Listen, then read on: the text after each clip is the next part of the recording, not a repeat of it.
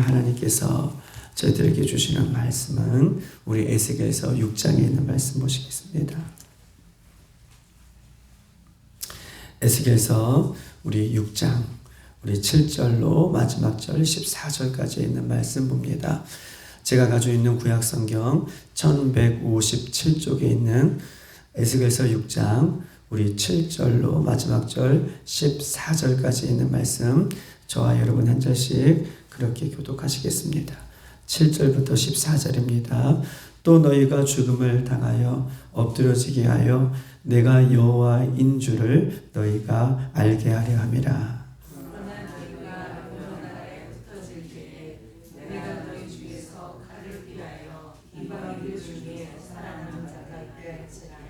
너희 중에서 살아남은 자가 사로잡힌 이방인 중에 있어서 나를 기억하되 그들이 음란한 마음으로 나를 떠났고 음란한 눈으로 우상을 섬겨 나를 근심하게 한 것을 기억하고 스스로 한탄하리니 이는 그 모든 가증한 일로 악을 행하였음이라.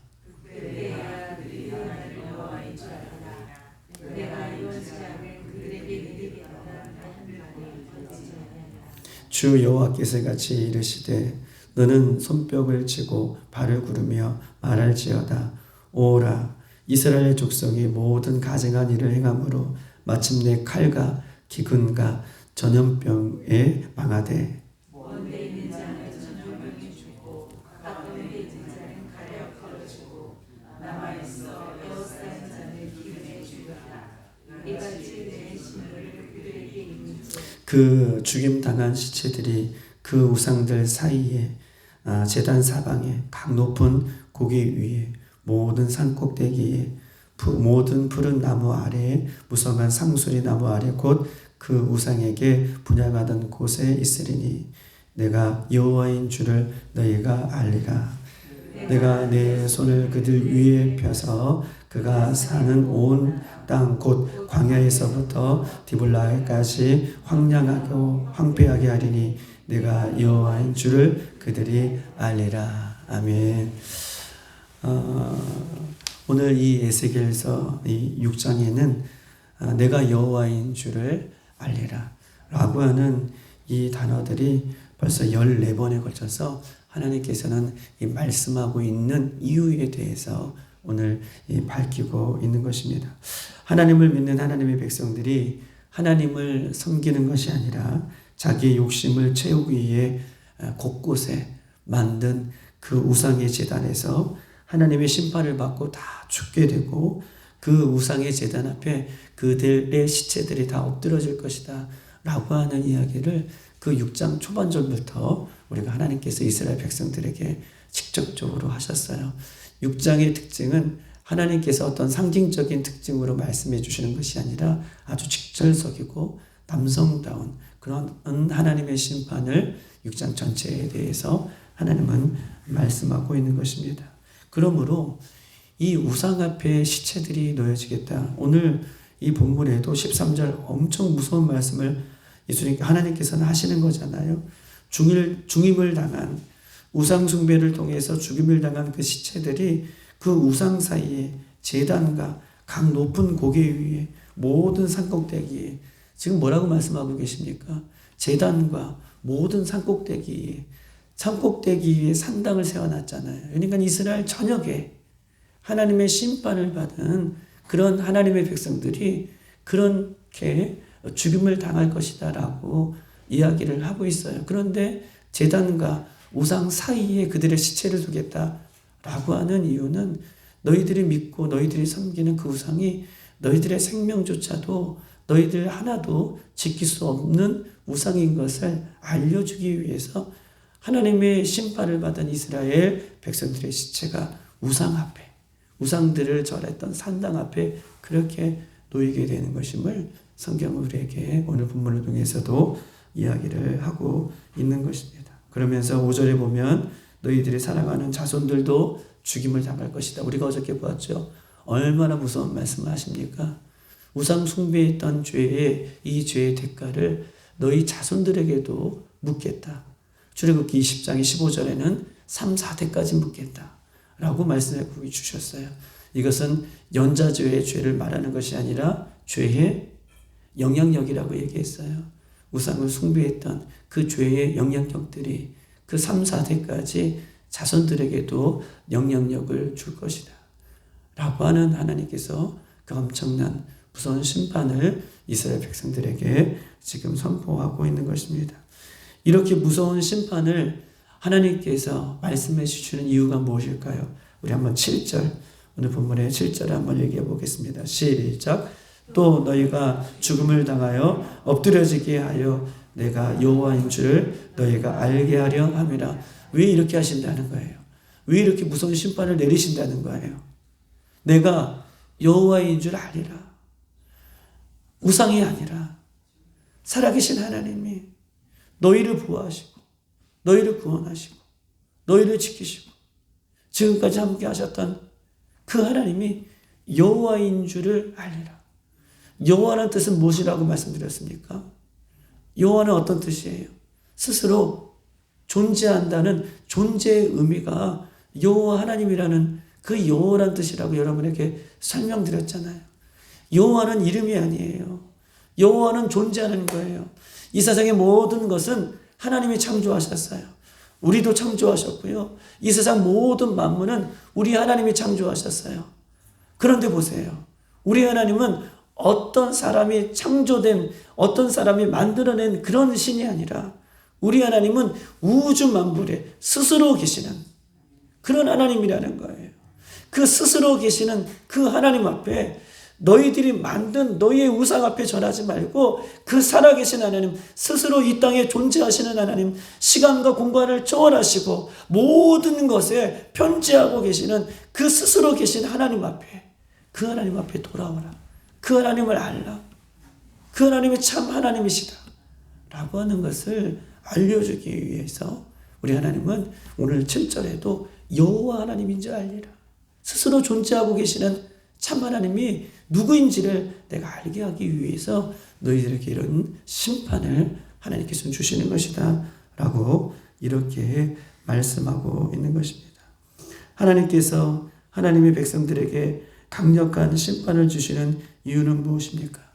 이스라엘 백성들은요, 강력한 심판을 이렇게 말씀해 주시는 이유는 이스라엘 백성들은 하나님도 섬기고 자기 자신을 위해서 곳곳에 산당과 분향제단을 만들어서 자기 자신을 위해서 우상도 섬긴다는 거예요.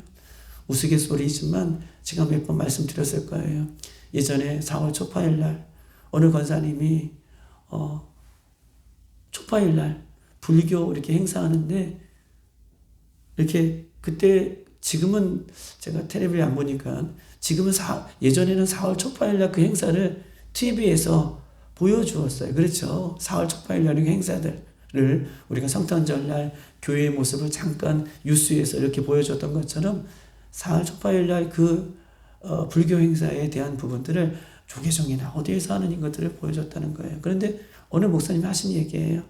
가만히 그 뉴스에서 나오는 그 4월 초파일날 하는 행사를 봤더니 아는 얼굴이 그러고 있다는 거예요. 근데 아는 인물을 자세히 유독 쳐다보니 본인 교회의 권사님이 거기 행사에 있었다는 거예요. 그래서 권사님을 몰래 무경실에 불러서 권사님 주일날이 되어서 어디 다녀오셨냐고 그날 그랬더니 권사님이 하는 말이 거기 다녀왔다고 솔직하게 얘기하시다는 거예요. 아이 권사님이 되어서 거기 다녀오면 어떻게 되냐고 그랬더니 우리는 하나님 앞에도 불고 4월 초파일날 복을 받기 위해서 또 거기서 빌었다는 거예요.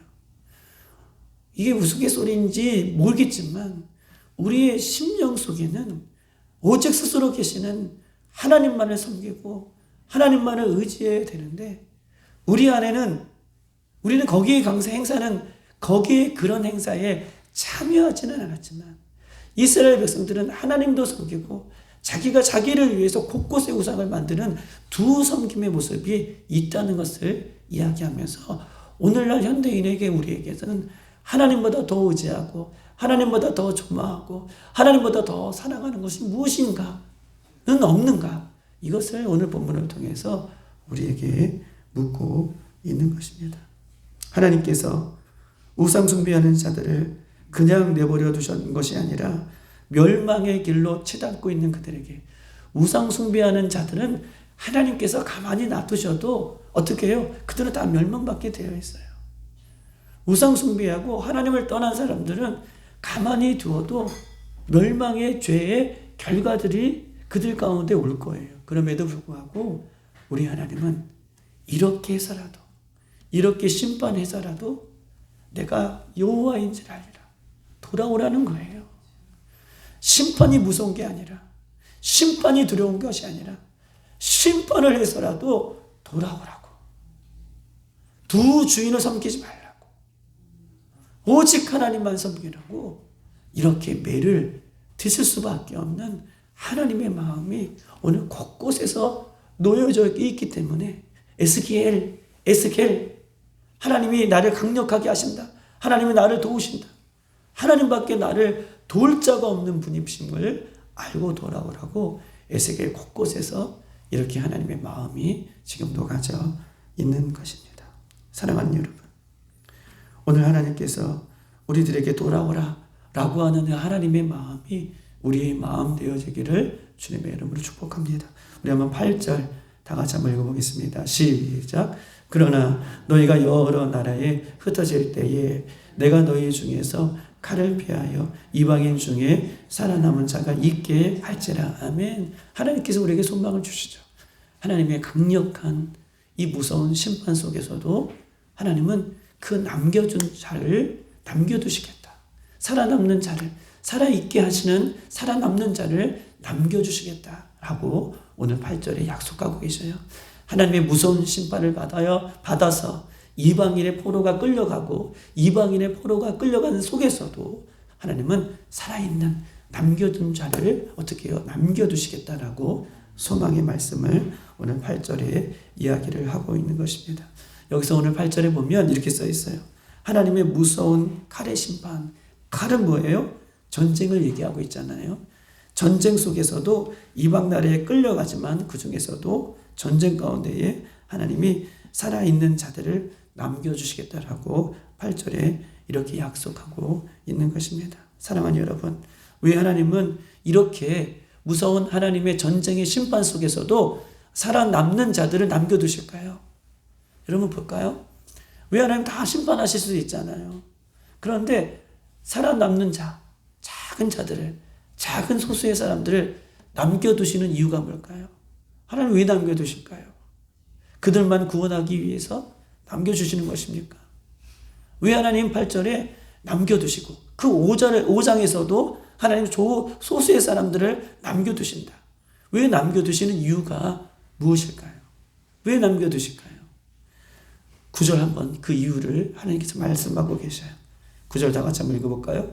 시작. 너희 중에서 살아남은 자가 사로잡힌 이방인 중에 있어서 나를 기억하되 그들이 음란한 마음으로 나를 떠나고 음란한 눈으로 우상을 섬겨 나를 근심하게 하는 것을 기억하고 스스로 한탄하리니 이는 그 모든 가증한 일로 악을 행하였습니다. 뭐라고 써 있습니까? 여러분 두 줄치시는 부분이 있어요. 기억하되 라고 하는 말들이 있어요. 기억하되. 여기서 줄치셔야 돼요. 너희 중에서 살아남은 자가 사로잡힌 이방인 중에서 있어서 누구를요? 나를 기억하되. 나를 기억하되 라고 하는 말이 있어요. 그리고 음란한 마음으로 나를 떠나고 음란한 눈으로 우상을 섬겨 근심하게 한 것을 어떻게 해요? 기억하되. 이게 핵심 단어예요. 살아남은 자들이 지금 보세요. 이스라엘 백성들이 우상을 숭배하여서 하나님의 심판을 받은 것을 지금 이 사람들, 살아남은 사람들은 기억하고 있는 거예요. 하나님을 기억하고 하나님이 이런 분이시라는 걸 기억하고 심판을 받은 백성들이 어떤 심판을 받았던 것을 기억하고 어떻게 하라는 거예요? 남은 자들이 다시 그들에게 심판을 받는 사람들에게 외치라는 거예요. 하나님 살아계시다. 여호와 하나님만이 우리의 구원자이시다. 그분이 우리를 도우실 하나님이시다. 남은 자들이 그 모든 사항들을 기억하고 아직도 돌아오지 못한 하나님의 백성들에게 돌아오라고, 그 사명을 감당하라고 하나님께서는 기억하다라고 하는 단어를 지금 9절에 우리에게 지금 이 새벽에 우리에게 쓰고 있는 거예요. 남은 자들의 사명은 그들이 돌아오라고 그 모든 사항을 잊어버리지 않고 하나님을 기억하고 사건을 기억하고 이렇게 말하라, 이렇게 외치라 라고 하는 사명을 하나님께서 남은 자들에게 주시고 있는 것입니다. 우리가 예수를 먼저 믿는 은혜를 받은 것은 우리만 예수 믿고 구원받는 것이 아니라 아직도 돌아오지 못하는 수많은 영혼들에게 예수 믿는 우리들이 예수님을 기억하고 천국을 기억하고 우리의 죄악을 기억하여 아직도 돌아오지 않는 그들에게 외치라, 그 사명을 감당하라 라고 하기 위해서 우리가 먼저 예수를 믿게 하시는 은혜가 있게 되는 줄 믿습니다. 하나님은 무서운 심판 속에서도 남겨주는 자를 통하여 하나님의 백성을 오늘 본문 속에서 부르고 있다라고 하고 계시는 것이죠. 얼마나 귀합니까? 그 10절이 그 이야기를 이야기하고 있어요. 10절, 그때에야 그들이 나를 여호와인 줄을 알리라. 내가 이런 재앙을 그들에게 내리겠다 한 말이 헛되지 아니하리라. 뭐라고 말씀하고 계셔요? 남은 자들이 끝까지 기억하고 그들에게 외치고 그들에게 알릴 때에 그때에 비로소 그들이 여호와인 줄 알리라. 하나님께 돌아오겠다라고 10절에 이렇게 말씀하고 있는 것입니다. 우리 한번 11절, 12절 말씀 다 같이 한번 볼게요. 시작. 주 여호와께서 이같이 이르시되 너는 손뼉을 치고 발을 구르며 말할지어다. 오라 이스라엘 족속이 모두가 가증한 악을 행하였으므로 마침내 칼과 기근과 전염병에 망하되 라고 얘기하고 있습니다. 특별한 표현이 오늘 11절과 12절에 오늘 쓰여 있는데 12절도 한번 읽어볼까요? 시작. 먼 데에 있는 자는 전염병에 죽고 가까운 데에 있는 자는 칼에 엎드러지고 남아있어 에워싸인 자는 기근에 죽으리라. 이같이 내 진노를 그들에게 이른 줄 아나. 아멘. 오늘 11절에 보면 손뼉을 치고 발을 구른다 라고 하는 표현이 11절에 써 있습니다. 주 여호와께서 이같이 이르시되 너는 손뼉을 치고 발을 구르며 말할지어다. 여러분, 손뼉을 치고 발을 구른다 라고 하는 이 행위는 무엇입니까? 손뼉을 친다 라고 하는 이 행위는 성경에서 하나님을 찬양할 때 하는 행위들이에요. 우리가 손뼉을 치며 손을 들고 시편에 보면 그렇게 찬양할지어다 라고 얘기하고 있잖아요. 손뼉을 치는 것은 하나님을 찬양하는 행위의 모습입니다. 그런데 손뼉을 쳐야 할 그 손이 우상을 숭배하는 손이 되어서 하나님을 찬양해야 할 그 손들이 하나님의 심판을 받아 안타까운 손뼉을 친다는 거예요. 남아있는 자들이 심판을 받는 그들의 모습을 보면서 하나님을 찬양하고 손뼉을 치며 노래해야 할 이 손들이 심판을 받는 그들에게 안타까운 손뼉을 치게 될 것이다 라고 이렇게 하나님께서는 엄중하게 말씀을 하고 있는 것입니다. 여러분, 발을 구른다 라고 하는 말은 더 비참해요. 발을 구른다. 그냥 안타까움에 발을 구른다 이렇게 생각할 수 있잖아요. 손뼉을 치고 발을 구른다. 근데 이 발을 구른다 라고 하는 히브리 동사를 찾아봤더니 히브리 동사 락하는요, 대장장이가 망치로 쇠를 힘차게 두르든다는 뜻을 갖고 있어요. 대장장이가 망치로 그 시뻘건 쇠를 그렇게 힘있게 내치는 것처럼 이 발을 구른다는 것은요, 우상을 숭배하는 그 하나님의 백성들에게 하나님께서 이 망치로 내려치는 것 같은 심판을 받고 그들이 그런 심판을 받으면서 발을 구르게 될 것이다 라고 지금 성경은 표현하고 있는 거예요. 손뼉을 치고 발을 구르는 것은 좋아서 감사해서 행동하는 것이 아니라 하나님의 심판이 얼마나 엄중한지를 백성들에게 이렇게 이야기하고 있는 것입니다. 그리고 12절에는요. 먼 곳에 있는 자나 가까운 곳에 있는 자나 남겨진 자가 모두가 심판을 받는데요. 먼 곳에 있는 자도 아주 멀리 도망가 있는 자도 지금 어떻게 해요? 모든 사람들이 우상숭배로 인하여서 하나님의 심판을 받게 된다. 남겨진 자도 심판을 받게 될 것이다 라고 하나님께서는 말씀하고 있는 것입니다. 여러분 13절 14절 마지막으로 읽어볼게요. 시작. 그 죽임을 당한 시체들이 그 우상들 사이에 제단 사방에 각 높은 곳에 위에 모든 산 꼭대기에 모든 푸른 나무 아래 무성한 상수리 나무 아래 곧 그 우상에게 분향하던 곳에 있으리니 내가 여호와인 줄을 너희가 알리라. 내가 내 손을 그들 위에 펴서 그가 사는 온 땅 곧 광야에서부터 디블라까지 황량하게 하고 황폐하게 하리니 내가 여호와인 줄을 그들이 알리라. 아멘. 13절 14절은요 하나님의 그 심판이 얼마나 무서운지 아까도 말했지만 온 이스라엘 지역의 높은 곳이나 낮은 곳이나 제단을 우상 숭배하는 제단 위에 하나님의 심판이 그렇게 임하겠다라고 해서 우상들 사이에 제단 사이에 높은 곳에 모든 산꼭대기라고 표현하고 있어요. 그런데 여기서 좀 알아봐야 할 것은 모든 푸른 나무 아래 무성한 상수리 나무 아래라고 하고 이 표현들이 있습니다. 여러분 하나님께서 심판을 받은 시체들이 지금 다 흐트러지는데 오늘 표현해 보면 뭐 제단 사방에 그 다음에 높은 곳에 이런 것은 알겠지만 여기서 표현하고 있는 모든 푸른 나무 아래 무성한 상수리 나무 아래 그 우상에게 분향하던 곳에서 내가 여호와인지를 알리라. 모든 시체들이 그렇게 다 흐트러진다고 얘기해요. 그러면 모든 푸른 나무 아래 무성한 상수리 나무 아래는 무슨 뜻을 갖고 있을까요?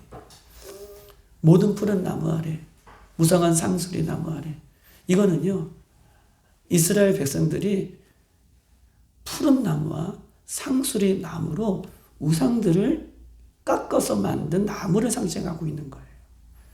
우상들을 만들 때 이스라엘 백성들이 우상들을 만들 때 주로 사용했던 나무의 특징을 얘기하는데 아주 잘생기고 멋진 푸른 나무와 상수리 나무는 아주 딱딱한 힘이 있는 나무잖아요. 그 상수리 나무를 잘라서 우상을 만든 우상의 재료들을 얘기해요. 근데 보세요. 우상의 재료들을 얘기할 때에 푸른 나무래요. 사람들이 보기 좋은 거. 사람들이 흠모할 만한 푸른 나무.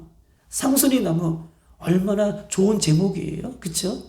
튼튼한 나무이기 때문에 사람들이 보기 좋고 사람들이 갖고 싶고 사람들이 의지하고 싶은 것이 우상의 재료가 된다는 거예요.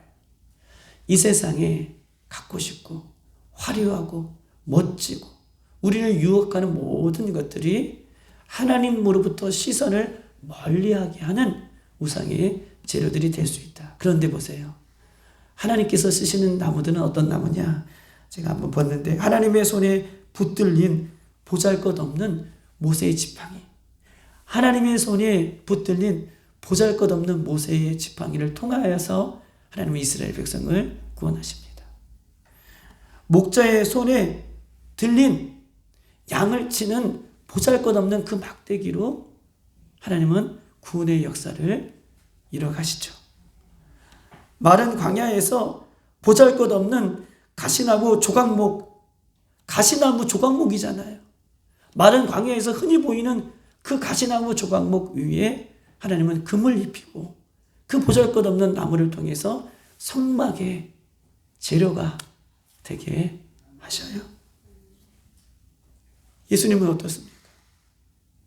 사람들이 싫어하는, 사람들이 짊어지기 싫어하는, 보잘것없는 흠모할 만한 것이 아무것도 없는 그 나무 십자가를 통해 예수님께서 그 위에 올라가심으로 인류를 구원하시는 은혜를 받았어요.